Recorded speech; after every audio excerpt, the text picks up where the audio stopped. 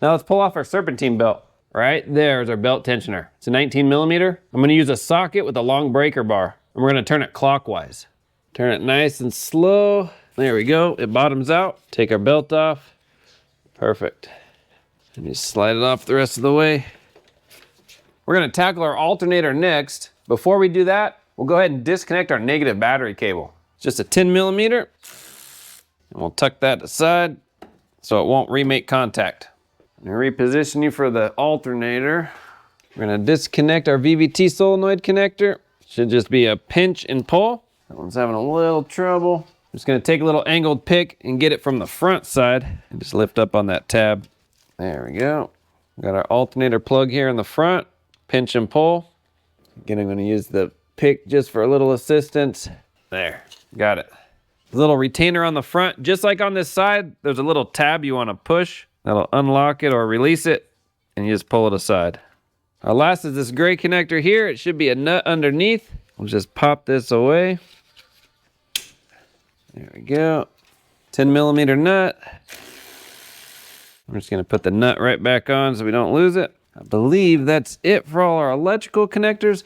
There is one more down below to our AC compressor. We'll just disconnect it so we don't accidentally break it while we're pulling the alternator out. Should just be a pinch and pull. There we go. Okay, I think that's it. Right here up top is a 12 millimeter. And the bottom one is a 14 millimeter. Easy to see.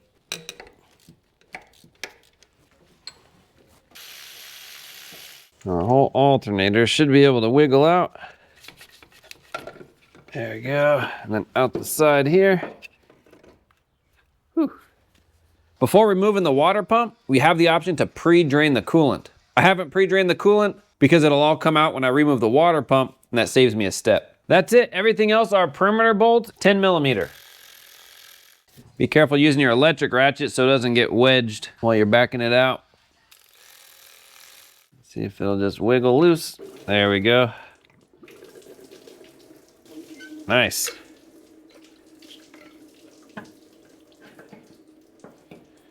We'll just let that drip for a little bit and take a water break. All right, we got the water pump out. Now this is part of a different repair, so we're not actually replacing this water pump. This one's not too old. So we're gonna put the old one right back in. But with your new pump, we just wanna match it up, make sure it's the same as your old pump. Take off the old gasket, wipe off that surface on the engine side the best you can. Now you don't need a metal scraper, but a plastic scraper if you want. Most of the time, just a rag, getting it nice and clean is all you need. All right, let's go install it. I'm gonna put in our water pump gasket.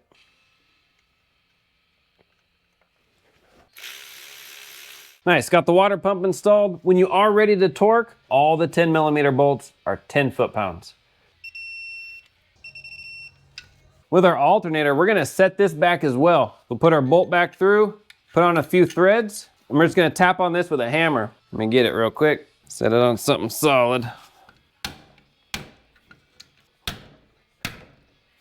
There we go. Now this will go on a lot easier. Slide it in. Put the top one in first. There we go, just a few threads is all it needs for now. Feed in our bottom one. Suck them down. The big one down below is 43 foot-pounds. 18 foot-pounds for the top one. Let's plug it all in. Our nut for our electrical connector, just good and snug. It doesn't have to be too tight. You definitely don't want to strip it. We have our AC connector. Plug that in. We got that little harness retainer in the front. And then our last connector. Nice. We have our protector here. I'll throw the belt routing on the screen so you can have it. Just loosen the tensioner nice and slowly. And putting it over the alternator last, I think is how you want to do it. All right, let loose. Nice. All right, there you go. That's how you replace your water pump. Now the next thing we want to do is just bleed the coolant. I'll post the bleeding procedure right here. You can pause, walk through it. It's not too bad. And that's it. Thanks for watching. I have links in the description for all the parts and tools used. If you have any questions, comments, post down below. We'll see you on the next one.